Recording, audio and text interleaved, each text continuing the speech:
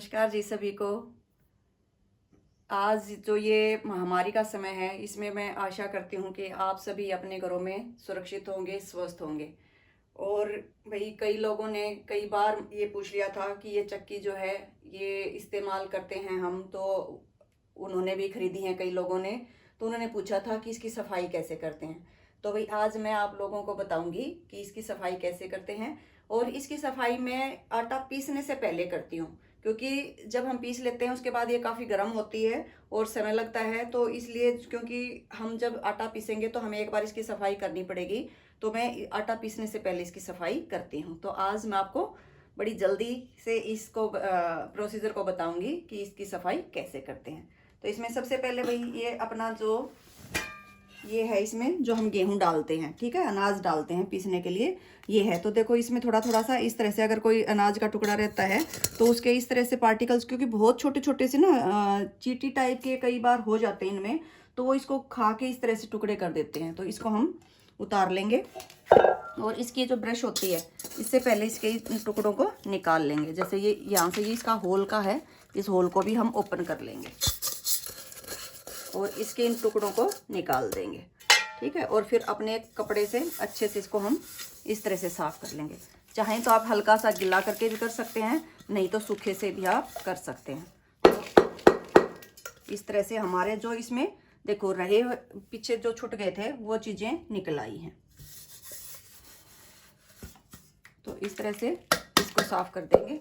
उसके बाद ये हमारा यहाँ पर है, ठीक है। और ठीक है, ये जो हम इसके मुंह पे आता है लगाने के लिए कि ताकि कोई चूहा वगैरह या कोई इंसेक्ट इस टाइप का इसमें ना घुसे। जैसे कई बार अपने घरों में मकड़ी होती हैं, छिपकली भी हो जाती हैं, तो वो इसके अंदर ना घुसे। तो वो इसके मुंह में इसके यहाँ जो ये इसका माउथ है इसके ऊपर लगा देना चाहिए ऐसे, ठीक है। तो ये हमने सफाई करने के लिए हटा लिया है, क्योंकि अब हम पिसाई करेंगे। फिर हम देखते हैं कि इसके तीन तरफ ये जो है इसके स्क्रू लगे हुए हैं, ये स्क्रू हम हटाएंगे। इनको ऐसे एंटी क्लॉकवाइज जो है उतारना है और चढ़ाने के लिए वही क्लॉकवाइज चढ़ाएंगे। और इसके ये 3 स्क्रू हैं, इनको हम ऐसे हटा देंगे।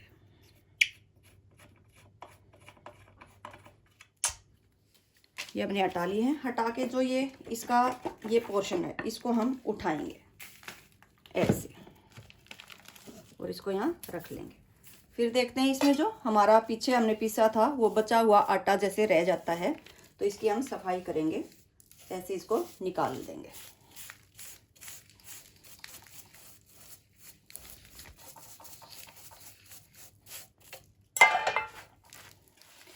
और इसको इस तरह से जो बचा हुए पार्टिकल्स थे हमारे वो हमने निकाल दिए।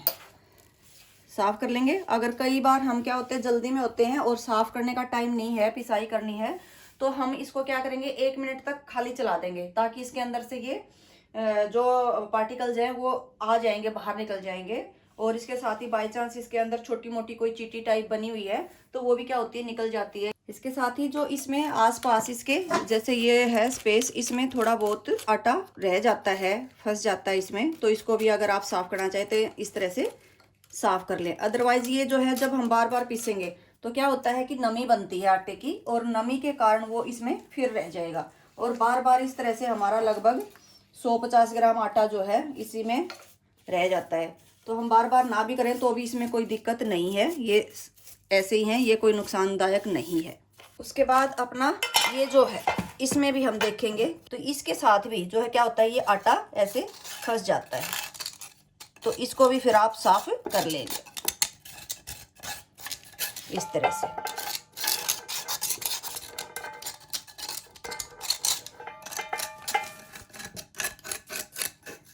ये वही है कि जब हम इसको पीसते हैं, आटा पीसते हैं, गेहूं की पिसाई होती है, तो अंदर जो भाप सी बनती है, नमी बनती है, उससे फिर ये इसके साथ चिपक जाता है।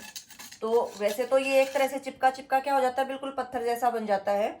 और इसमें हाइजीनिकली देखें तो मेरे ख्याल से कोई दिक्कत तो नहीं है, क्योंकि ये सूख चुका है। लेकिन फिर भी हम अगर अपने आप को यूं चाहते हैं कि बिल्कुल साफ करके खाएं तो इसको हम निकाल लेंगे। और फिर वही है कि देखो ये जो है अपना इतना सारा इसमें से आटा निकलेगा, जो भी हमारे इसमें पार्टिकल्स हैं उनको हम अच्छे से साफ कर लेंगे।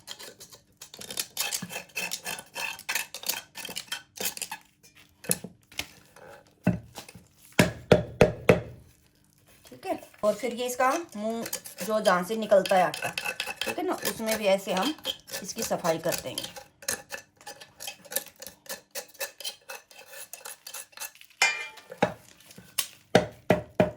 वैसे भी ये सूखा हुआ है भाई, गला सड़ा नहीं है, सूख चुका है। सूख चुका मतलब जो हमने इसके अंदर छोड़ा था। वैसे इसमें कोई देखो कोई कीड़ी नहीं है, कोई इस तरह का कोई इंसेक्ट नहीं है कि जो हमें यूं लगे कि भाई नहीं ये तो अच्छा नहीं था। कई बार इमरजेंसी होती है, बहुत जल्दी होती है और हमें पीसना पड़ जाता है, तो हम पीस भी सकते हैं, ऐसी कोई बात नहीं है। कभी कभी मैं भी कर लेती हूँ भाई। तो इस तरह से हम इसको साफ कर लेंगे।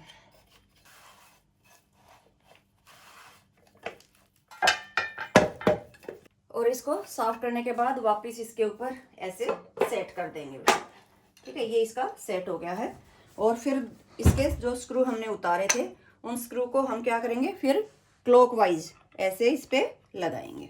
और इसकी जो नोज है, उस नोज को हम सामने रखें, ताकि ये जो है इसके आगे जो हम बर्तन लगाएंगे आटा पीसने के लिए, आटा डालने के लिए, तो वो जो है अगर इस तरह से हम चढ़ा देंगे तो क्या हो गया, टेढ़ा हो गया है। तो इस तरह से हमने इसको क्या करना है, इसके सामने, ठीक है, 90 डिग्री के इस पे एंगल पे इसको रखना है। और उसके बाद इसके ये जो है स्क्रू चढ़ा देने हैं।